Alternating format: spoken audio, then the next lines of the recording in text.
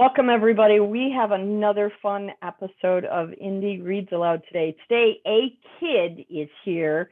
She's going to read from her latest children's book, which is super cute. But because she and I are friends, I get to call her Angie. I bet you if you went to a book signing at a library, she'd let you call her Angie too. But I'm a little weird about calling people by their first initials. So, Angie, welcome to the program. Thanks for having me. I'm so glad you could come. I know we've been friends for a while. We first met at a book festival, and I love your storytelling. Your books are so great.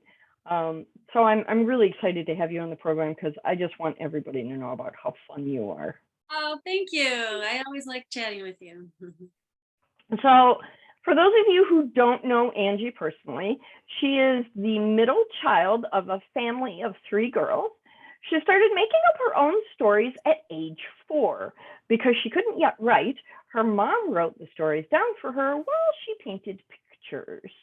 Her first story was called Wagland and featured an island community with sea creatures that ate tuna fish sandwiches, which I think is just a brilliant idea for a story. Good job.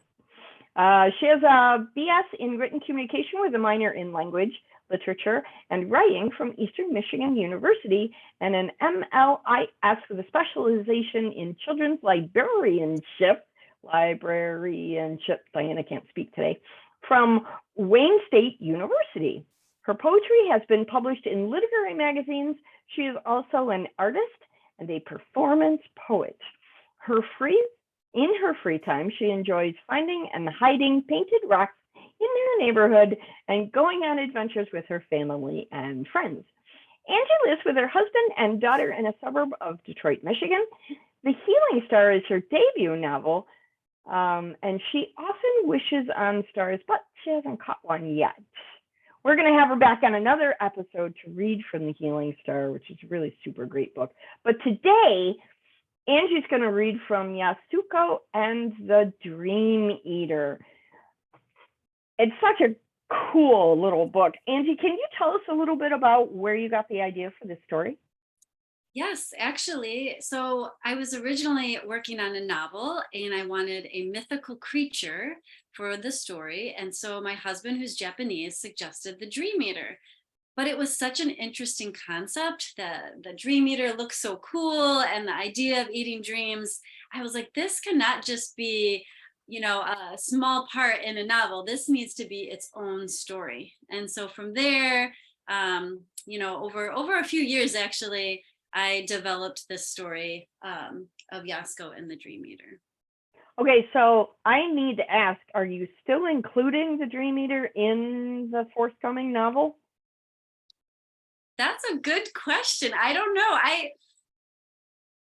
I don't know, actually. I don't think I did, actually. I'd have to look back. That story I actually wrote quite a while ago, so I'd have to take a look and see. But it has been really popular, so maybe I should have a little appearance because people might really like that now that they're becoming familiar with the story. Well, sure. Parents read it out loud to their kids, and then they can connect with the Dream Eater on an adult level in another book. That might be kind of fun. So I'm really excited to hear this story, and I know that you're going to share your screen with us today so that we can enjoy this amazing artwork. Can you tell us a little bit about the artist? Sure. So her name is Marcia Misawa. She's Japanese, although she grew up in Brazil. So she has a couple different cultural backgrounds, which I think is great. Most of us have a couple backgrounds, and it really goes with the idea of celebrating bicultural families.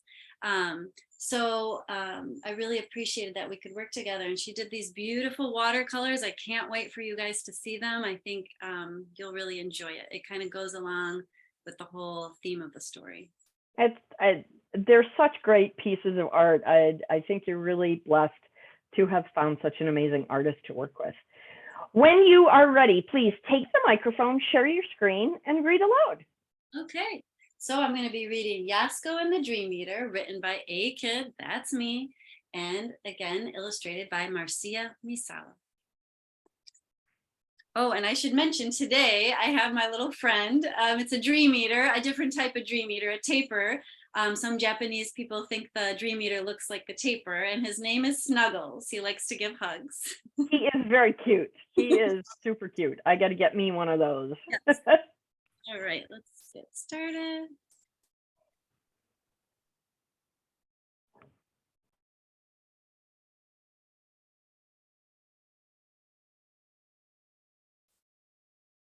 Good to go? Okay, I think I have the go sign, so I'm going to go ahead and start.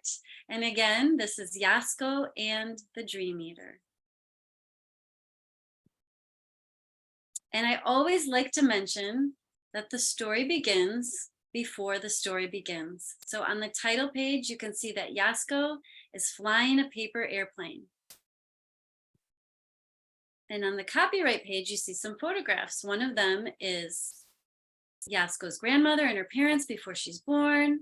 Then you can see Yasuko with her parents in America and they're hugging. That's very important to the story. And then this photo you really don't want to forget. It's grandmother standing with some cherry blossoms and she's holding a yellow crane. So please remember that for the end of the story. And then on the right side of the page, you can see that Yasuko's getting ready to visit her grandmother in Japan. You see her passport and her ticket. And here is a postcard from her grandmother that says, Yasuko, how are you? I'm looking forward to your visit. Let's have fun making origami together. Have a safe trip from grandmother. And now the story begins. At home in America, Yasuko always has the same good dream, flying paper airplanes with her parents, until one day a real airplane takes her far away. In Japan, everything is different. Grandmother teaches Yasuko new types of paper folding called origami, the jumping frog, the treasure box, the balloon, even a lucky crane. They can be gifts for your parents, says grandmother. But Yasuko's crane looks too different. It doesn't even fly. What does she do with the crane? If you look closely, you can see she throws it away. That night, grandmother tucks her into bed, patting her forehead. Yasuko misses the good night hug from her parents. When the lights go out, the origami shapes turn to shadows and chase her in her dreams, night after night. Grandmother offers many remedies to rid Yasuko of this reoccurring nightmare: a hot spring bath, roasted barley tea, a back rub, even a good luck charm. But nothing works. I want to go home, says Yasuko. Grandmother picks up the good luck charm. Maybe you should call Baku, the bad dream eater. Is this creature an elephant, a bear, or a tiger? It's made up of many different animals. That's what makes it special. But be careful, if it's still hungry, it can eat good dreams too. Oh no, says Yasuko. Don't worry, just hold on to your good dreams, says grandmother, patting Yasuko's forehead. Yasuko dozes off. She imagines presenting her parents with the paper gifts. They reach out to hug her, but then the shadows appear. Baku-san, please come eat my bad dream, she says 3 times. And this is where I ask kids to help. So we're going to say it again. Baku-san, please come eat my bad dream. One more time. Baku-san, please come eat my bad dream. Do you think the Baku's going to come? Let's turn the page to find out. Munch, munch, crunch. The Baku stands over Yasuko's bed. Thank you for eating my bad dream, Yasuko says. It tasted delicious, but I'm still hungry. No, Yasuko shrieks.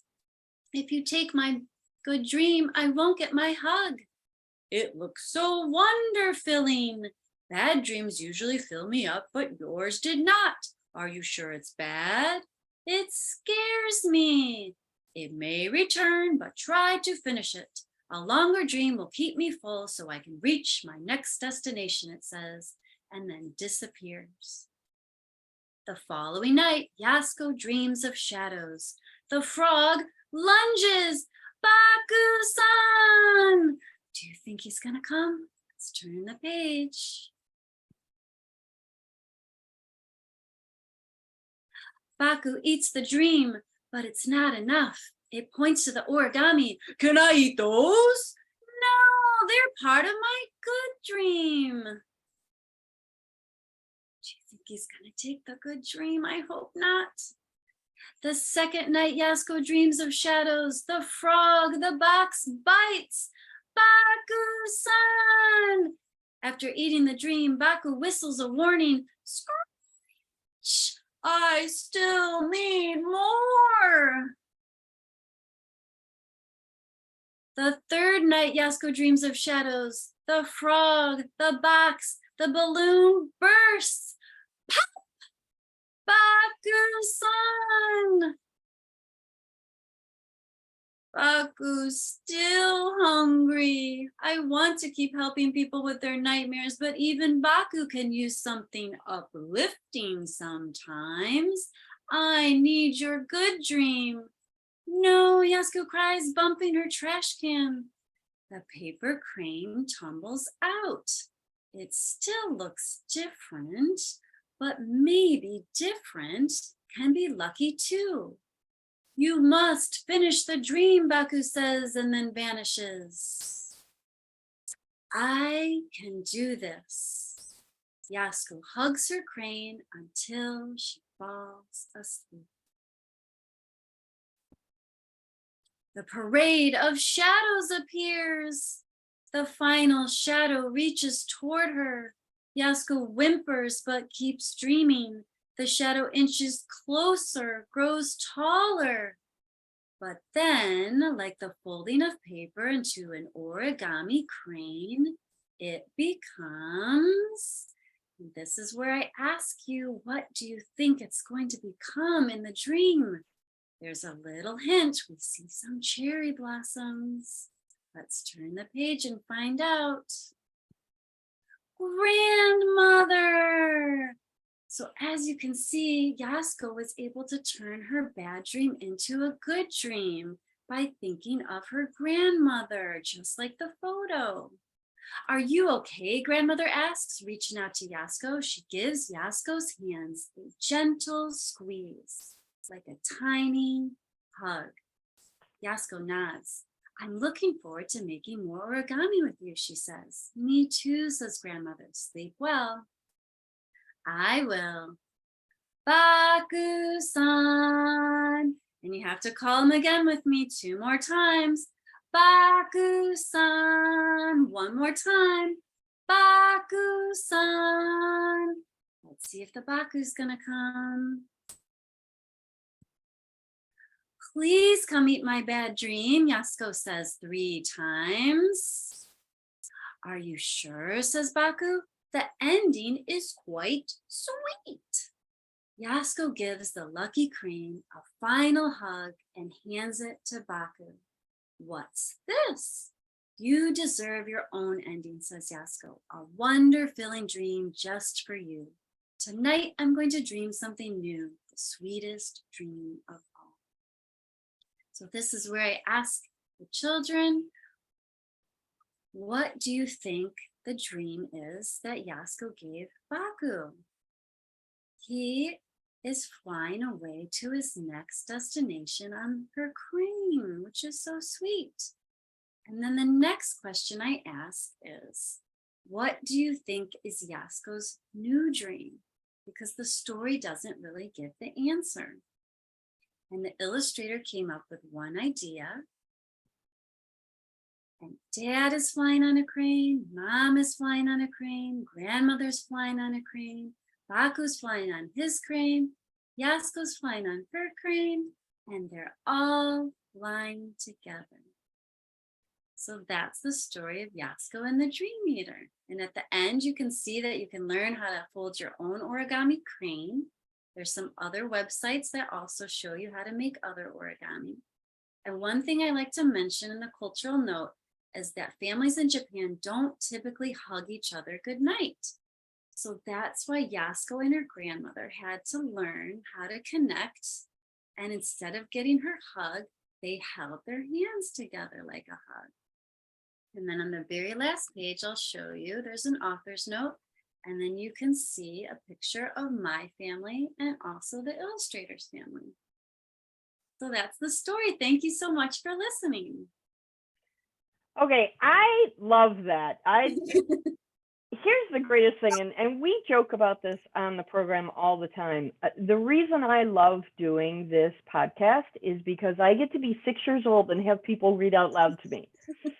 The best part is when you have somebody who's a librarian come on the podcast and read out loud to you. It really is like being 6 again. It's fantastic.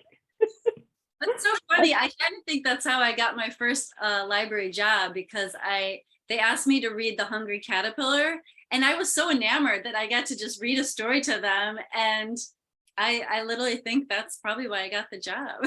Well, you do it exceptionally well. Thank you. This is a really great story. I'm curious though, Americans are so connected to the hug. Yeah. It's really an ingrained part of our culture. What is it about the hug that doesn't connect for Japanese culture? Do you know the why behind that? I think it's partly it's just kind of the way the culture developed. They're very into bowing, as you may know. They're a very polite society. And so I think there's some other cultures like that too, where they just maintain a little distance from each other.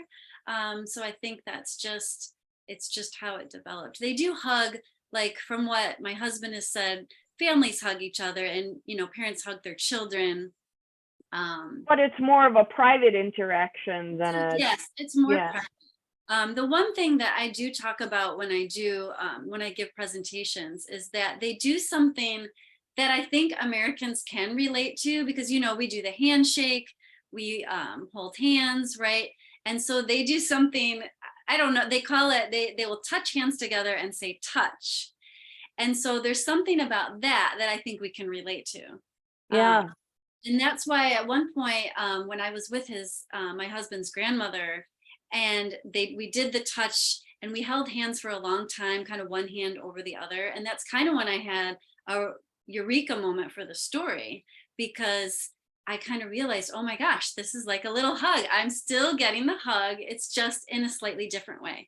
And that's when we realize that even though cultures have some differences, we can all find ways to connect, Absolutely. There's commonality, even in the smallest of things. Yes, yes. Now, what I really want to know is, how difficult is it to make an origami crane?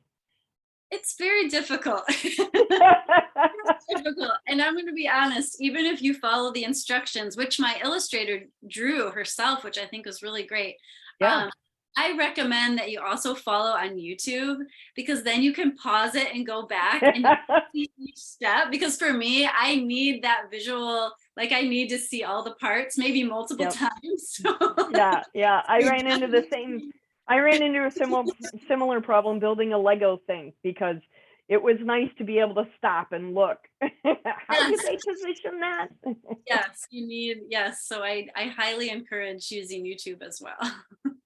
I'm so glad you came on the program. Thank you so much. And I wish you nothing but tremendous success with this book. It's a wonderful story, and I really appreciate you sharing it with us today. Thank you. I hope to see you guys again sometime. Absolutely. Bye-bye.